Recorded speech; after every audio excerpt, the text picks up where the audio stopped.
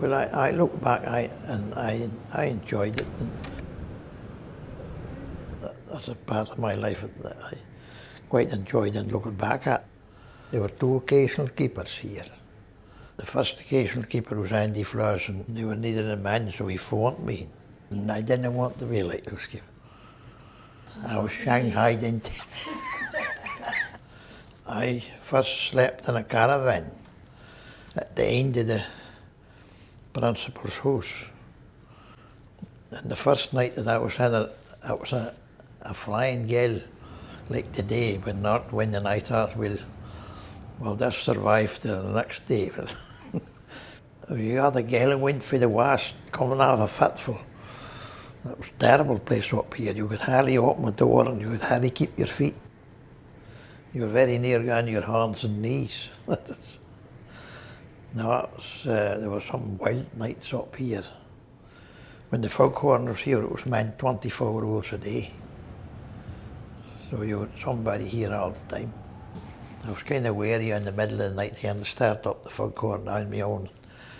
Guess it didn't work right or something, but after a while you got used to it. It wasn't just we must, it was we blizzard then you had to start up the foghorn. And it was started up in the middle of the night, everything just vibrated and teapot dancing on the cooker.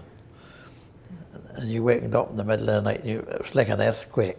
It was just a monotonous sound that go down all night.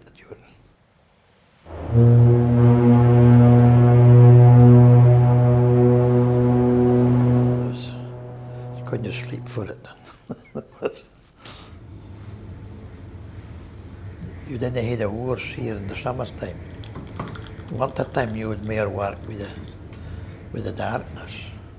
You were here on your own all day. If you didn't make a dinner, you didn't get a dinner. So I learned to cook that here. And you had to have a hobby when you were here to keep you amused, because here in the middle of the night it was very boring sitting here all on your own. But you had to watch your time so you got up and wind up the light every half an hour, and then you had to monitor the lights.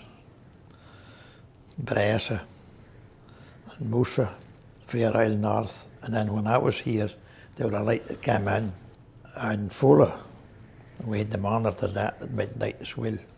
So we would have been among some of the last lighthouses to be automated.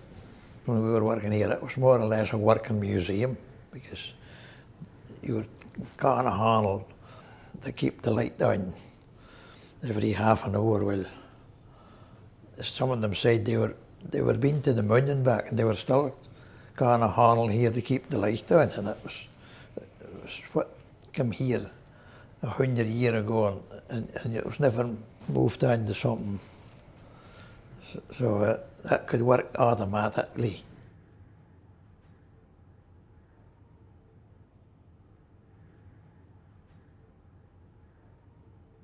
There are very few lighthouse keepers left. They're all passed down, a lot of them, and all the Shetland men that I was here with, they're gone. So we're an endangered species. As when lighthouse keepers said we have no longer our natural habitat.